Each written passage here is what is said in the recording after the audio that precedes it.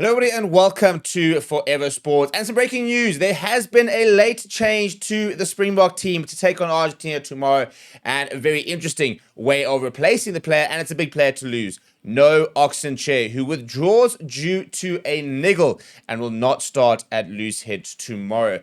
And weird enough, we've replaced a prop with a flank. Because Nche has dropped out of the 23, and in his place, we have actually brought up Marco van Staden, who will be on the bench tomorrow in the number 60 jersey covering hooker.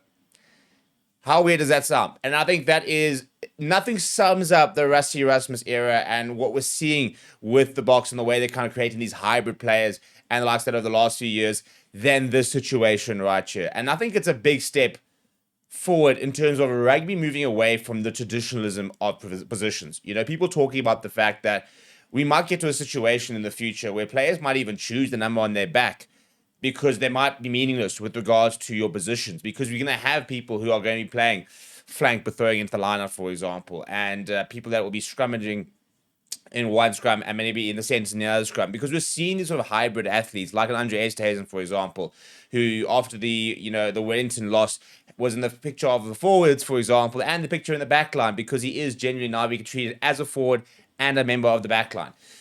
And this selection itself shows you that it's not as simple as, all right, a prop's up, we need to bring a prop in, because we've actually, a prop has gone out, we've brought a flanker in, we've moved this, we're going to move him to hooker, and we're going to move another hooker to prop, and. So it's a very significant situation with regards to showing how rugby is becoming far more fluid than previous. So in terms of the team, this is what it now looks like. So Boan Venter will get his first start. Now, this is a big opportunity for Boan Venter. Lots of people saying that they haven't been really impressed by him and he hasn't really shown much. In his defense, he's only played 89 minutes of Test rugby, all off the bench, really, apart from that start against Georgia. So the bulk of that came against Georgia, where he did score a try. But everything else has kind of been small sort of cameos.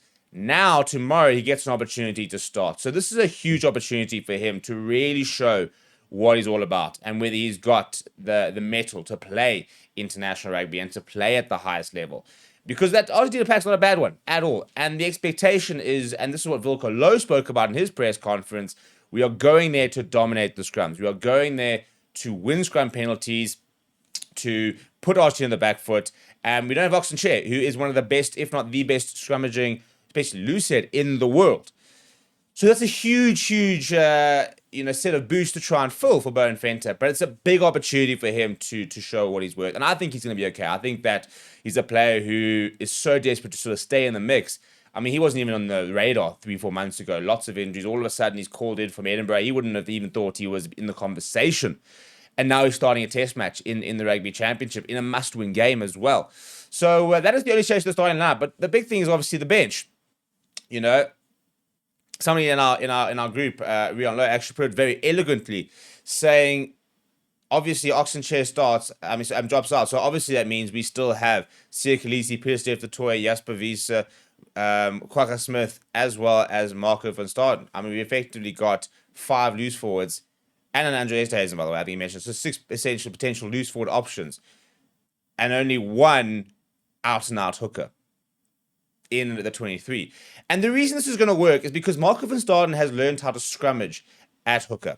He can throw the ball into the line, but what we're going to see, I'm pretty sure tomorrow, in fact, it'll be very interesting to see. Maybe even Chisholm Colby might be throwing the ball into the line out.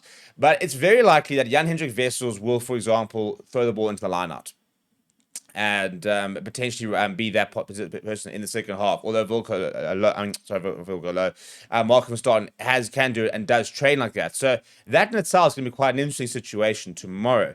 In terms of what the press release said, it said that Nche's withdrawal necessitated the move of Venter, who was initially named among the replacements, while Jan-Hendrik Wessels will serve as the backup prop and Van Staden providing hooker cover off the bench. Similarly to Wessels, who can switch equally efficiently between prop and hooker, Van Staden can shift comfortably between flanker and hooker, which he proved at the 2023 Rugby World Cup. So, again, we've still got potentially a bit of a 6-2 sort of split here with Andre Esterhuizen potentially. And this is, again, we can really choose to deploy the bench in so many different ways. So you can, for example, take off a Boan Venter and bring on a Jan-Hendrik Wessels.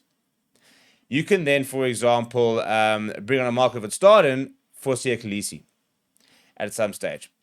You could go Siya Kolisi, Pieter-Steph, the Toit, Jasvisa off. You could go Quagga Smith, Marco van Staden, Andre Estes on. And you could play Malcolm Marx up to sort of 80-odd minutes and then replace him with, say, like, I don't know, an Archie Snyman, for example.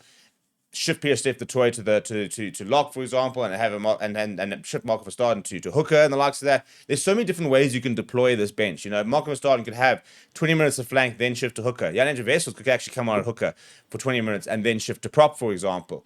You know, Andre Estes can come on at center and then shift to flank, depending on how we also do things. So it's a very interesting and dynamic team with regards to the way we can deploy our subs as the game goes on and as things sort of necessitate. And I think that's what Rusty's really trying to build, is that unpredictability and that way of deploying a bench so that you can basically monitor who's up for it, who's not up for it, and make sure you kind of have the freshest 15 legs on at the time, and a 15 that is best suited for the current scenario in front of them, whether it means we have to keep it tight and Malcolm Marx has to go full 80. You know, Mngomezulu is going full 80. Maybe he does go full 80 tomorrow, and we don't even replace him unless it's injury. But we've got options if there is an injury.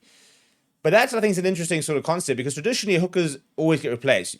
And, you know, in some teams where the hooker replacement isn't maybe the same quality, they get replaced in the 75th minute, for example. But they always get replaced, traditionally. Similarly as your props, you know, you can't, because you have to have a front row.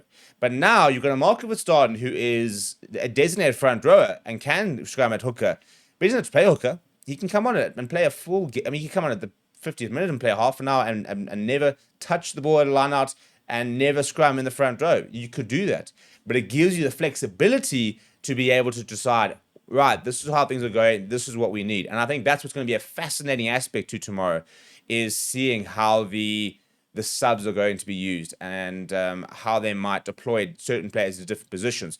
So I think it's a really, really interesting situation. I do, however, feel for Marx van der Merwe, because I just don't understand why he's not getting the chance.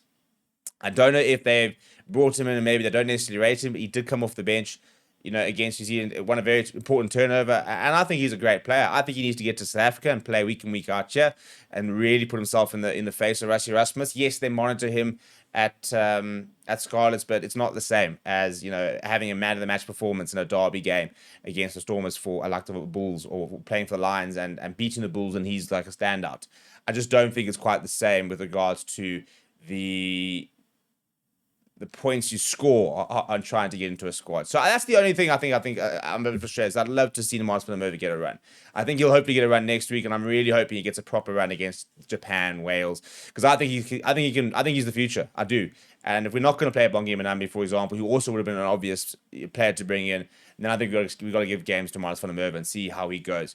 What do you think of this change? Let me know down in the comments below. Smash a like on the video. Subscribe to the channel as well. Thank you very much for watching. My name is Steve. I'll chat to you soon.